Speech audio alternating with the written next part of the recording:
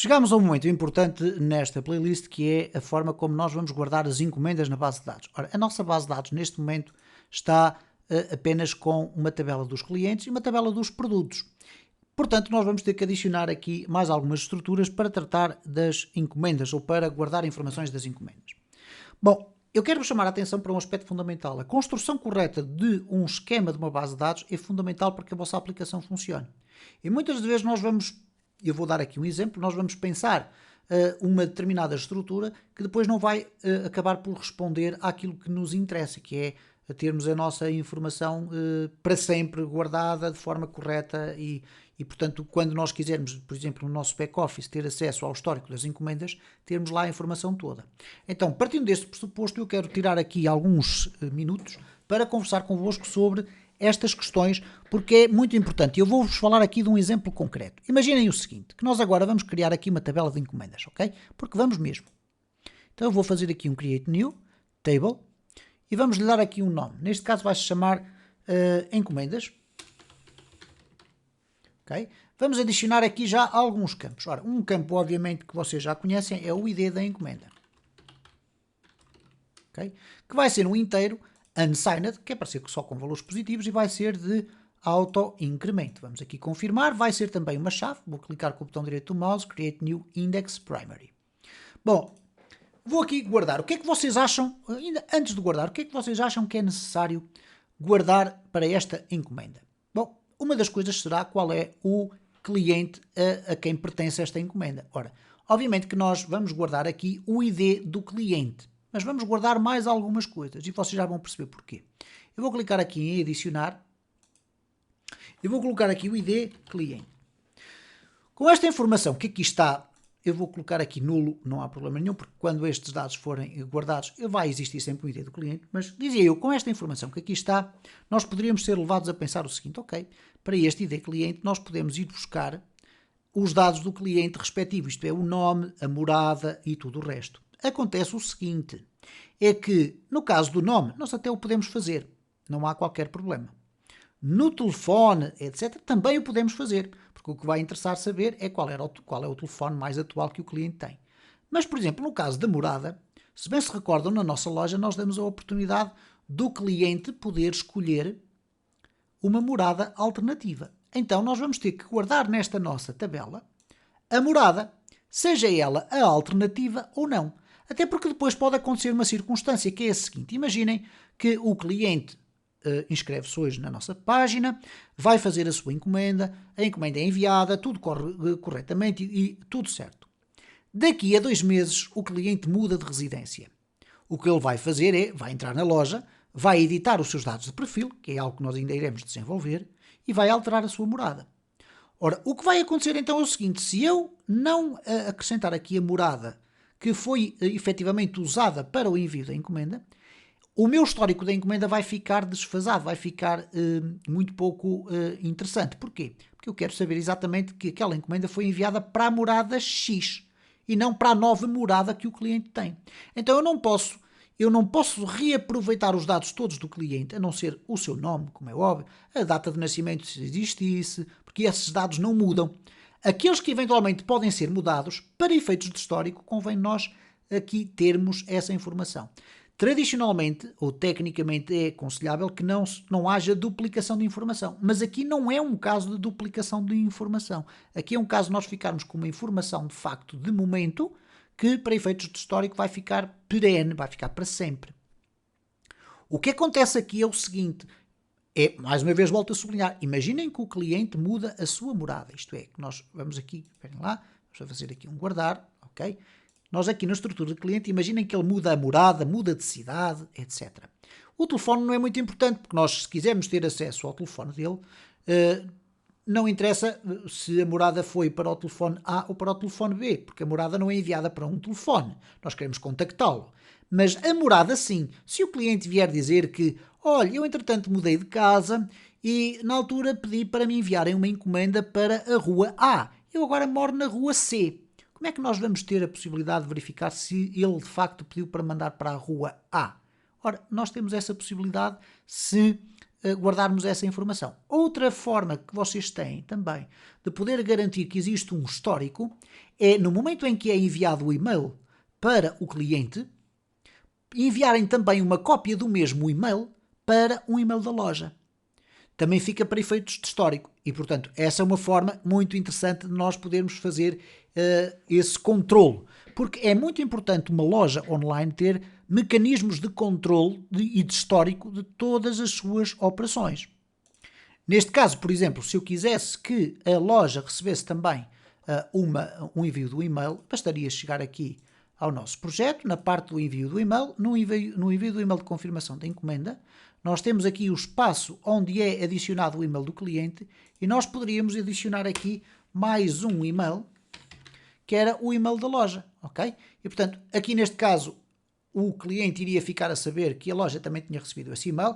Por vezes essa informação é importante, que é para o cliente ter a noção de que de facto não foi um e-mail só enviado para ele, há uma notificação enviada para terceiros, neste caso a loja, mas existem mecanismos dentro do próprio PHP Mailer, que é o sistema que nós estamos a usar aqui, que permitem enviar, por exemplo, em BCC, ou Blind Carbon Copy, isto é, o e-mail é enviado para os dois, a loja sabe que foi enviado para o e-mail do cliente, mas o cliente não vê lá que o e-mail também foi enviado para a loja. Bom, mas isto são detalhes que vocês facilmente podem depois apurar de que forma é que gostariam que acontecesse.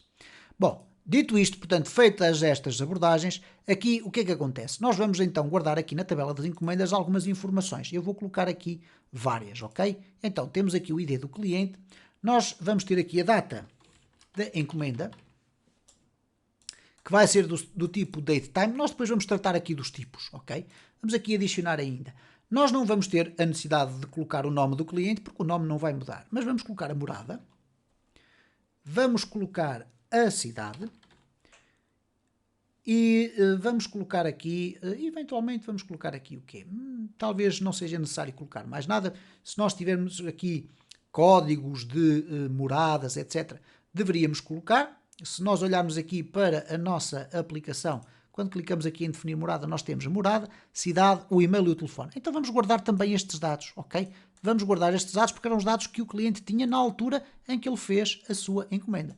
Então vamos colocar aqui o e-mail e vamos adicionar aqui o telefone, ok?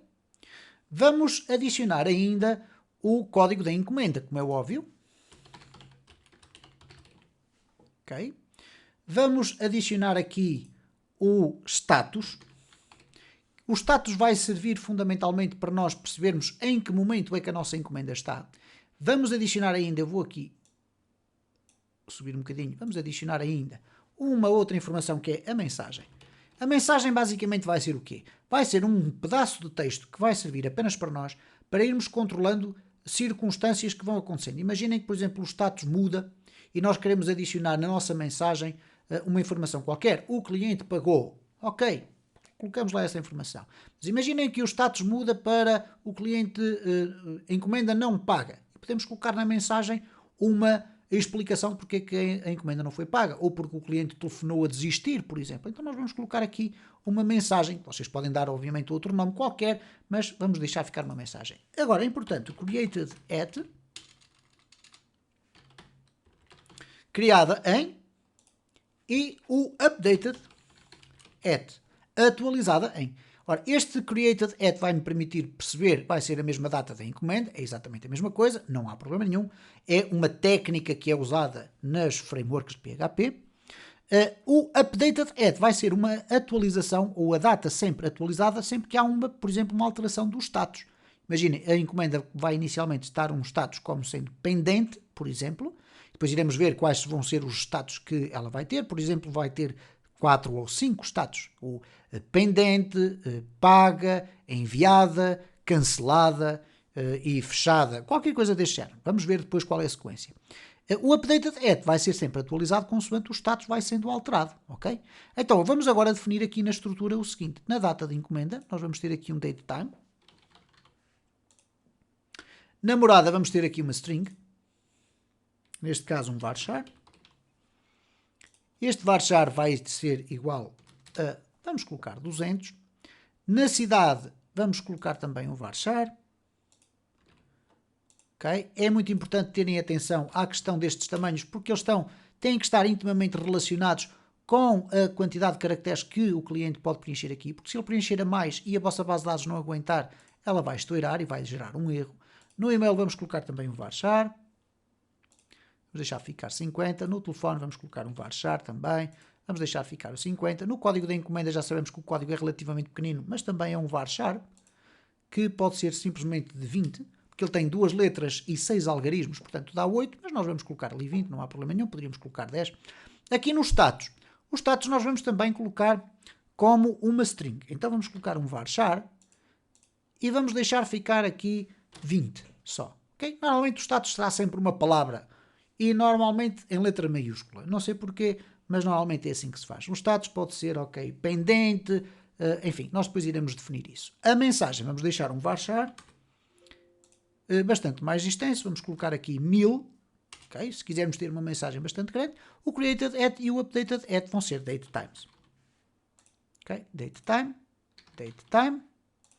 e vamos agora guardar esta informação. Portanto, à partida, nós temos aqui aquela que é a estrutura base da nossa tabela das encomendas. Perguntar-me a vocês, mas agora onde é que nós guardamos os produtos? Não era suposto guardarmos os produtos aqui numa lista? Não.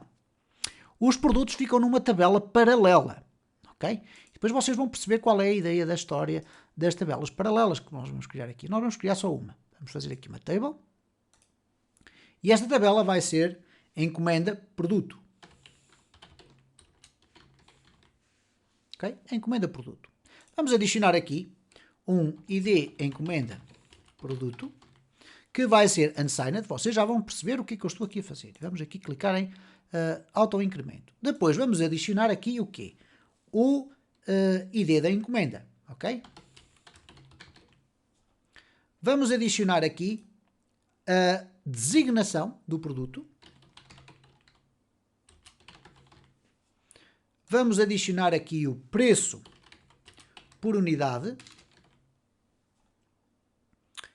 E vamos adicionar a quantidade do produto que foi comprado. E depois vamos adicionar aqui só o created at.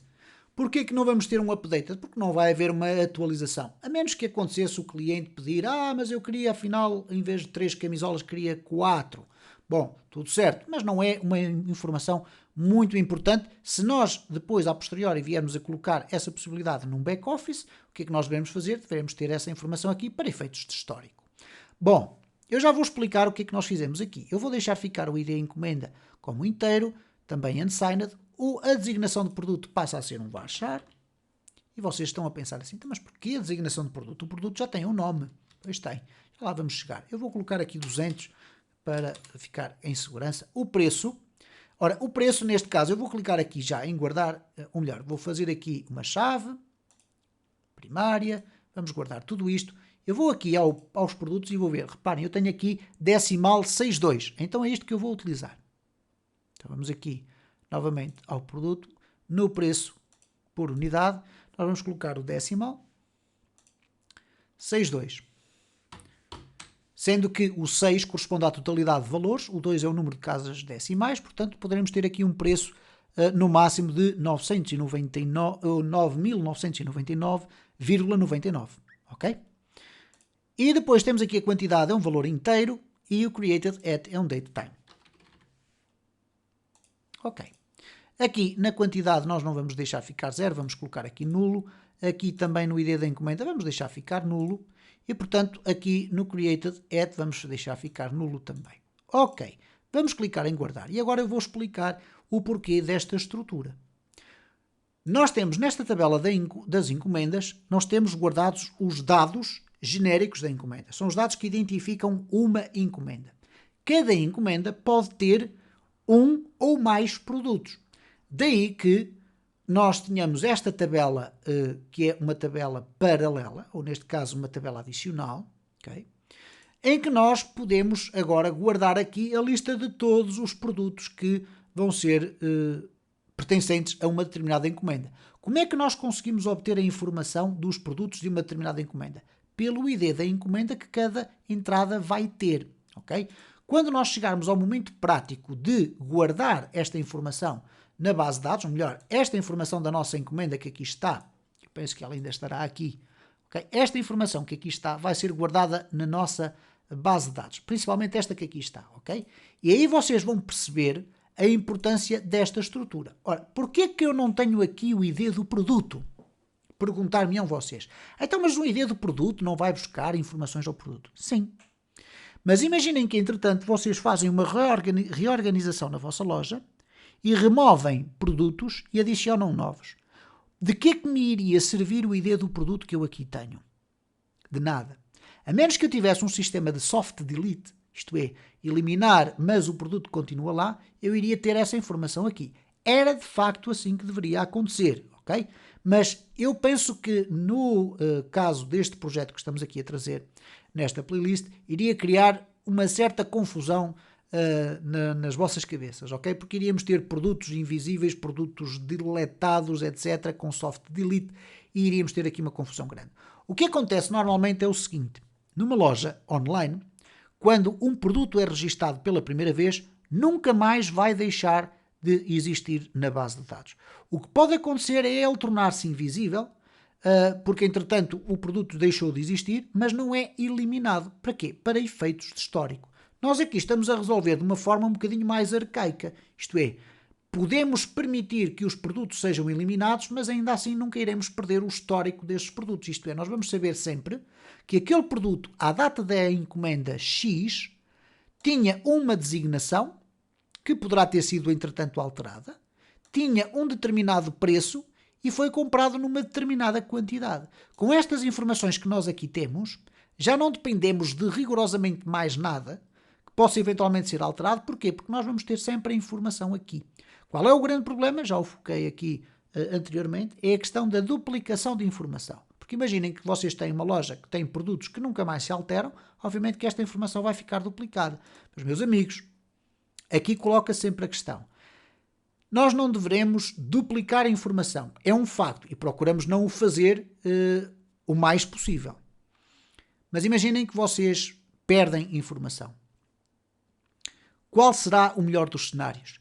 Perder informação porque vocês quiseram construir o sistema muito bem feito, com todos os cruzamentos e tabelas relacionadas a funcionar de uma forma interessante, ou vocês tiveram o cuidado de criar mecanismos que, a posteriori, garantem que vocês têm um histórico. Bom, é uma decisão vossa. Eu, pessoalmente, obviamente, não iria fazer desta forma, não querendo com isto dizer que esta forma está completamente errada. Não, a forma não é a mais correta, mas para efeitos de histórico é fantástica, funciona, não tem qualquer implicação por trás, ok? Porque iria eventualmente necessitar um outro sistema de esquema de base de dados, iria necessitar que nós pensássemos a nossa aplicação de uma forma um bocadinho diferente.